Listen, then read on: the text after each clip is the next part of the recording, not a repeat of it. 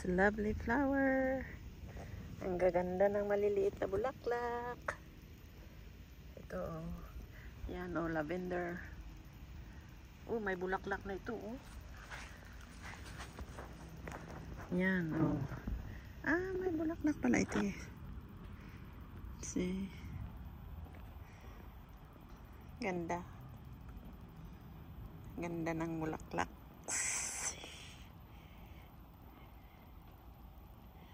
At sa